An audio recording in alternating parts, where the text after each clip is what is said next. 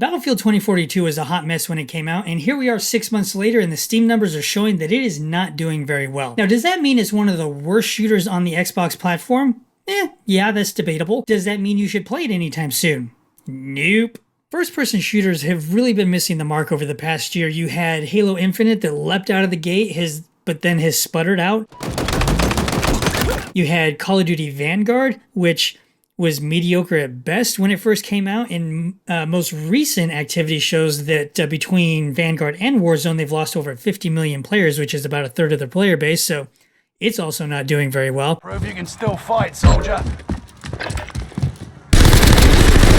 And then you had Battlefield 2042, which I would say actually launched in the worst state out of all of these games. I would actually say one of the worst AAA shooters that was actually released in recent memory. And that is really saying something.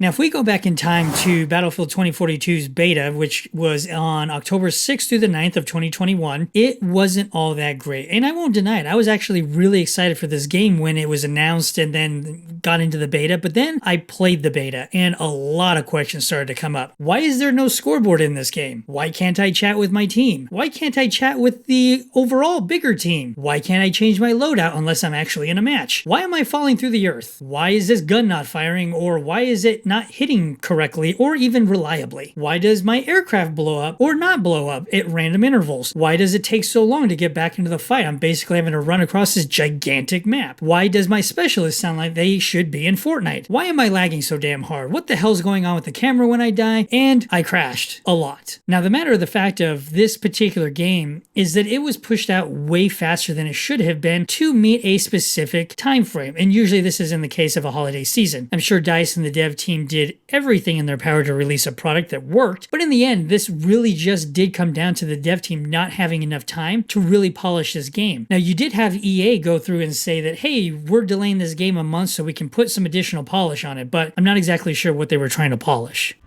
Fights like that keep you sharp. Yeah, Angel does it again. Did I go too far?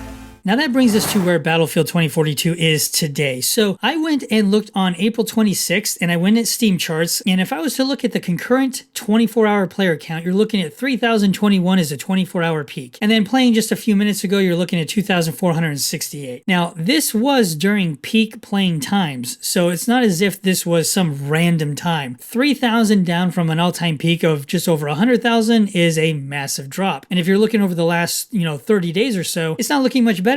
And you had patch 4.0 come out here on April 19th, which did attribute to a slight player uptick. You're basically talking 19 people. That's not a huge uptick, but it, credit where credit's due. It at least did bump up those player numbers. In patch 4.0, what did that actually do? Now, some of the big ones were voice over IP for parties and squads, which you should have voice chat in your game when it launches, but I digress. End of match now finally shows a scoreboard, overhauled the overall attachments, had some balance adjustments, you had vehicle balancing, and I'll link the patch notes in the description below, but I wouldn't waste your time on them anyway. I wish I wasn't serious because voice chat, scoreboard, all these basic fundamentals are things that you really should see in a game when it launches. And Call of Duty Vanguard ran into similar issues when it launched. It was just missing core functionality of a AAA game that you would come to expect. I'm just legit in awe that I'm having to say these things out loud.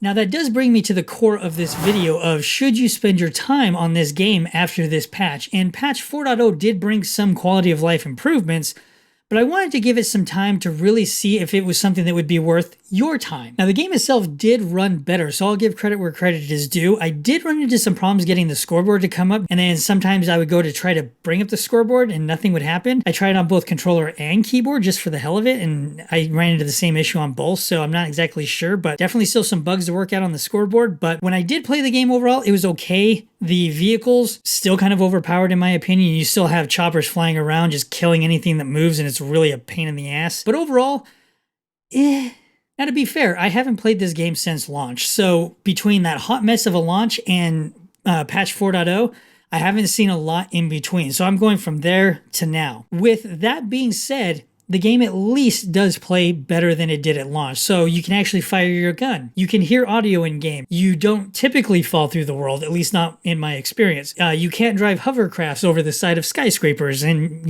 in mass. And it really just worked as intended for the most part. But there is still a lot missing for this game. Biggest one being that there's just not a player count to support these huge, gigantic maps. Now, again, if you're only having, X thousands of people playing this game, you're looking at there's just not enough population to populate some of these maps. So if you're having a match of, 128 people, you're going to be seeing probably around half of those people are just bots running around. That's just something you're going to have to take into account. You're also looking at the map size. They're gigantic. So you're going to spend a ton of your time running around trying to get to the fight. And there's just an overall lack of content for this game because they're trying to fix the mess that it was when it launched. You've seen some skins that got updated. I saw that in the news, and they were doing some kind of Kris Kringle skin, and you had a game that doesn't work properly. So that was kind of, ironic. But overall, it at least works better is what I'm getting at.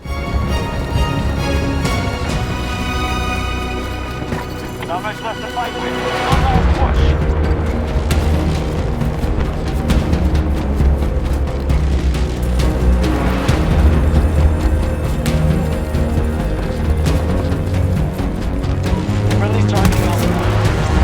Now, coming at this from a dad's perspective, is this game actually worth your time or not? No. Hard pass. I wouldn't even waste your time with it.